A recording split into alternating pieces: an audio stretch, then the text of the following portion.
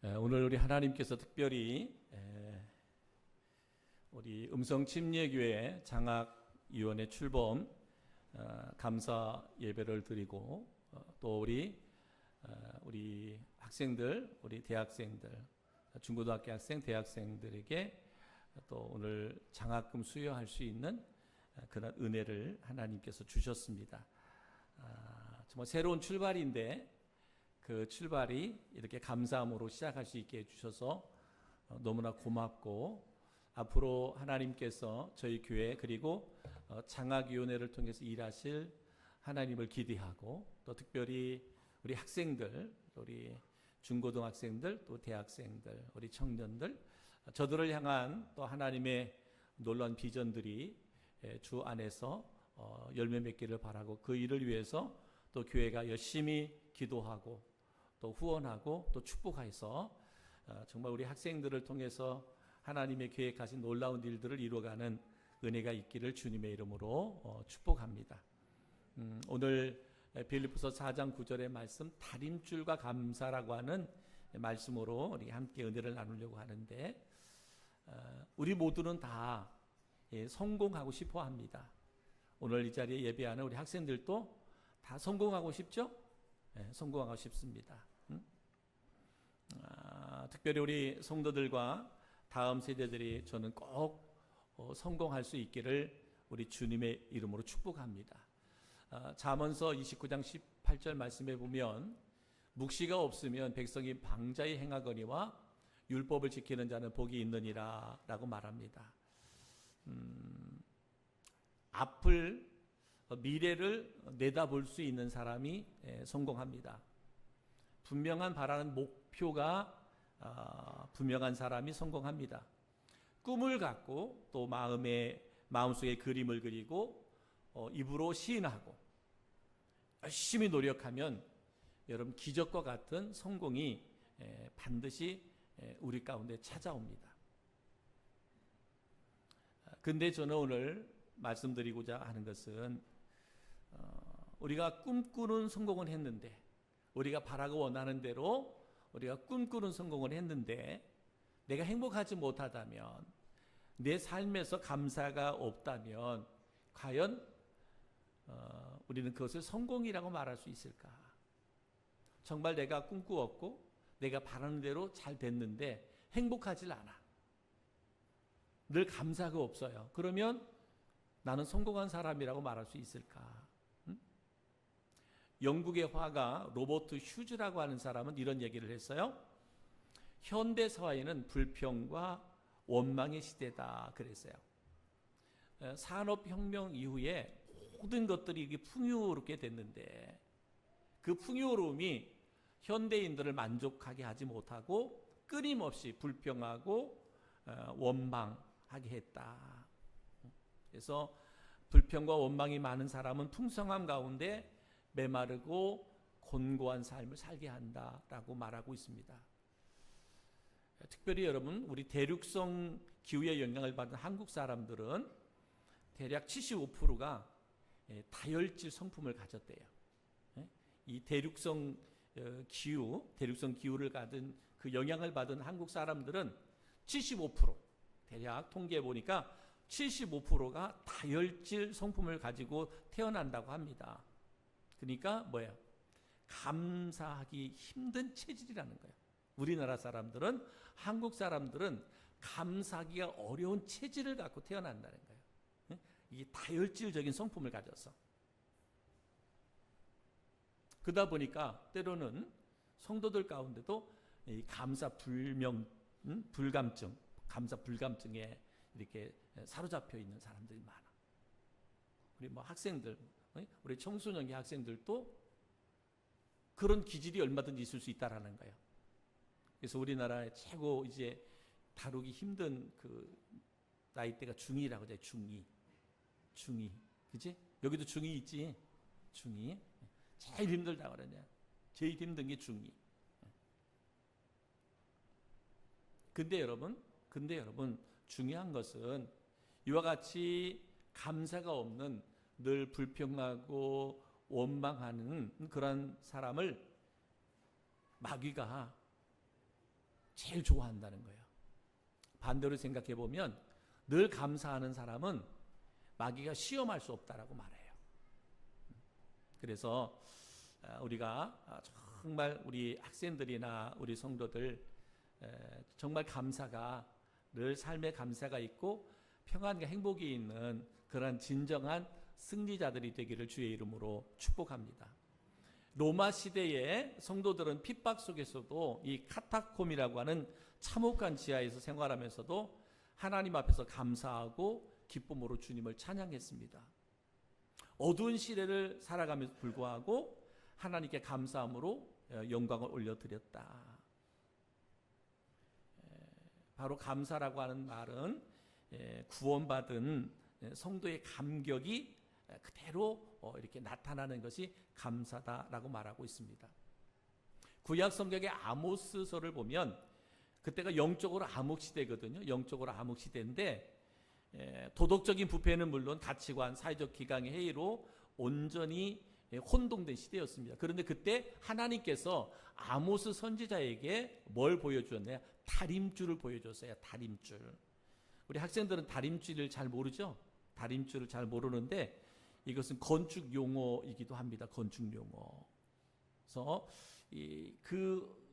그 다림줄을 보여줬는데 아모스 7장 7절에 보니까 또 내게 보이신 것이 이러하니라. 다림줄을 가지고 쌓은 담 곁에 주께서 손에 다림줄을 잡고 서셨더니 그랬어요. 그러니까 다림줄은 뭐냐면 건축에서 수직과 수평을 잡아주는 표준 도구예요. 그래서 위에서 이 다림줄을 쭉 내리면 이게 수직이 되고 수평을 되는 것을 이렇게 맞춰주는 것들이 됩니다. 요즘에는 워낙 수평, 수직을 잘 맞춰주는 기계들이 많이 있지만 이때 당시 이 다림줄이 수평과 수직을 맞춰주는 그러한 표준 기구였어요. 도구였어요. 이게 추라는 거, 추. 한마디로 말하면 추거든요. 그러니까 이것은 삶의 기준을 세우는 기준, 추다라고 말하고 있어요. 이게 뭐였느냐? 감사라는 거예요. 우리의 인생, 우리의 삶의 기준을 세우게 하는 추가 뭐냐? 바로 감사다. 감사가 없이는 삶의 기준을 세울 수 없다라고 이렇게 말합니다. 제가 왜 오늘 이렇게 장학위원회가 출발하는 가운데 이 말씀을 함께 나누느냐? 우리 학생들도 마찬가지고 성도들도 마찬가지고 우리가 그리스도 안에서 구원받아 하나님의 자녀로 살아가는 그리스도인에게는 뭐가 있어야 된다? 감사가 있어야 된다네. 감사. 응? 감사가 메말르면 안 된다는 게. 감사가 메말르면 안 된다. 듣지도 또 말하지도 보지도 못하는 삼중고를 겪었던 헬렌 켈러 여사는 이렇게 말했습니다. 나는 받은 것이 너무나 많아서 받지 못한 것에 대해 생각할 겨를이 없다. 이렇게 말했어요. 삼중고, 듣지도 못하고 말하지도 못하고 보지도 못하는 이 사람이 뭐래? 나는 하나님께 받은 게 너무 많아서 받지 못한 것에 대해서 생각할 틈이 없다. 뇌성마비 시인이었던 송명희 시인은 고난 중에도 감사의 삶을 살았는데 그의 시에 이런 고백이 있습니다. 나 가진 재물 없으나 나 남이 가진 지식 없으나 나 남에게 있는 건강 있지 않으나 나 남이 없는 것 있으니 나 남이 못 본 것을 보았고 나 남이 듣지 못한 음성을 들었고 나 남이 받지 못한 사랑받았고 나 남이 모르는 것 깨달았네. 공평하신 하나님이 나 남이 가진 것 나 없지만 공평하신 하나님이 나 남이 없는 것 갖게 하셨네 라고 고백했어요. 왜 나는 저 사람은 저렇게 많은 것을 가졌는데 왜 나는 못 가졌을까? 이것 갖고 불평하고 원망하는 인생이 아니라 하나님은 공평하시다. 저 사람에게 없는 거 나에게 있고 나에게 없는 거 저 사람에게 있다. 그래서 하나님은 공평하시다. 그렇기 때문에 그는 그 정말 뇌성마비로 육신적으로 많이 힘들고 어려운 가운데서도 하나님께 감사하며 찬양하며 영광 올려드릴 수 있었다는 거예요. 여러분, 우리가 말씀드린 것처럼 세상적인 성공을 다 가졌어도 우리가 행복하지 못하면, 우리에게 감사가 없다면 의미가 없어요. 저는 우리 학생들, 여러분들이 믿음 안에서 잘 성장해서 정말 하나님이 여러분을 통해 이루고자 하는 꿈을 이룰 수 있기를 바라고, 그 꿈이 이루어졌을 때 가장 행복한 학생들, 가장 감사가 있는 학생들이 되기를 주님의 이름으로 축복합니다. 불후의 명작 신라원을 지은 존 밀턴이라고 하는 사람이 있는데 40세에 신명이 되었어요. 건강한 눈을 갖고 있다가 40세에 신명이 되었는데, 이런 불행한 환경 가운데서도 그는 이렇게 감사를 고백했어요. 오 주여, 주께서 내 눈을 어둡게 하시고 오직 주만 바라볼 수 있는 눈을 주셔서 감사합니다. 이렇게 고백했어요. 중도 실명인데 너무 얼마나 힘들고 어렵겠어요. 그런데 그는 그 상황 가운데서 감사했어요. 뭐라고? 내가 이제는 내 눈으로 세상의 것, 더러운 것, 추한 것, 악한 것 보지 않고 주님만 볼 수 있게 해주셔서 고맙습니다. 감사합니다. 라고 고백했습니다. 누구나 살아가다 보면 위기는 찾아오죠. 그러나 위기가 곧 기회가 됩니다.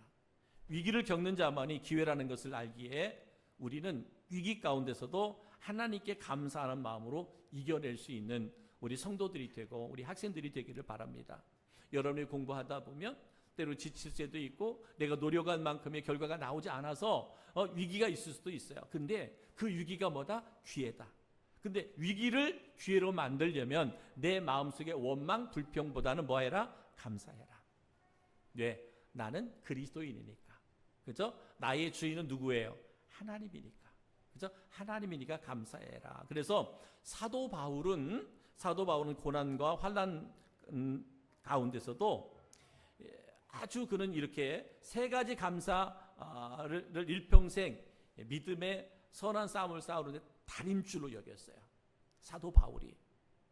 그 훌륭한 사람인데 그에게도 많은 위기가 있었어요. 고난이 있었습니다. 환난이 있었어요. 그럼에도 불구하고 세 가지 감사가 그 인생의 다림줄이 됐어요. 그래서 정말 승리자, 성공하는 사람이 될 수 있었는데, 그 첫 번째가 뭐냐? 그는 이렇게 했어요. 감사를 넘치게 해라. 감사를 넘치게 해라. 골로새서 2장 6절 7절. 그러므로 너희가 그리스도 예수를 주로 받았으니 그 안에서 행하되 그 안에 뿌리를 박으며 세움을 받아 교훈을 받은 대로 믿음에 굳게 서서 감사함을 넘치게 해라. 감사함을 넘치게 해라 라고 말해요. 사도 바울의 다림줄이 뭐냐? 감사를 넘치게 해라. 두 번째는 뭐냐? 감사하는 자가 되라 그랬는데요. 골로새서 3장 15절에 그리스도의 평강이 너희 마음을 주장하게 하라. 평강을 위하여 너희가 한 몸으로 부르심을 받았나니 또한 너희는 감사하는 자가 되라. 사도 바울이 위기 가운데서도, 많은 시험 가운데서도 그가 삶의, 그의 인생의 다림줄로 여겼던 것이 뭐냐? 감사하며 사는 거였어요. 세 번째는 뭐냐? 바로 그를 힘입어 하나님께 감사해라 그랬어요.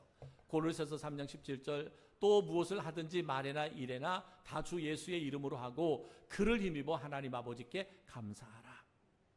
사도 바울은 예수 그리스도의 이름을 힘입어서 하나님께 감사했다.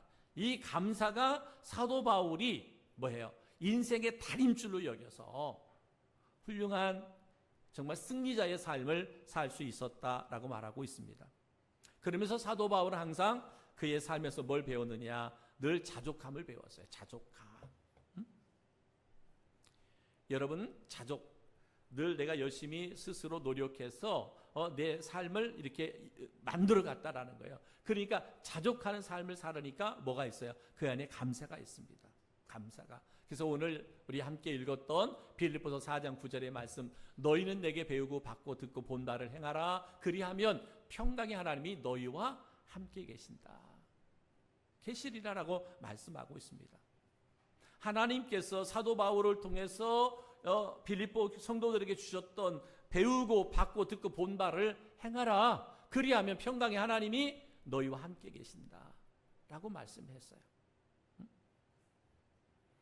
하나님 우리에게 이렇게 말했어요. 감사하는 삶이 없는 자는 있는 것까지도 빼앗길 날이 온다라고 말합니다. 감사. 그래서 마태복음 4장 25절에 있는 자는 받을 것이 없는 자는 그 있는 것까지도 빼앗기리라 라고 말씀하고 있습니다. 사랑하는 성도 여러분, 오늘 장학위원회가 출범하는 날입니다. 생각지 못했던 축복이 저희 교회 가운데 임하게 됐고, 이제는 앞으로 우리 다음 세대들을 위해서 정말 기도하고 또 후원할 수 있는 그런 기회가 저희 교회 가운데 주어졌습니다. 처음은 부족함 가운데 시작하겠지만 더 활성화돼서 하나님이 기뻐하는 다음 세대들이 많이 세워지고 하나님께 영광 올려드리는 그러한 인재들이 더 많이 세워지기를 기대하고 그렇게 축복합니다. 그러기 위해서는 먼저는 교회와 성도들, 학생들도 분명한 다림줄이 있어야 돼요.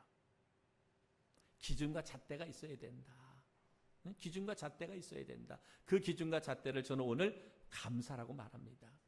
사랑하는 성도 여러분, 저희 교회가 다음 세대를 위해서 이렇게 장학위원회를 만들 수 있다는 건 이거는 축복이잖아요. 얼마나 큰 축복이에요.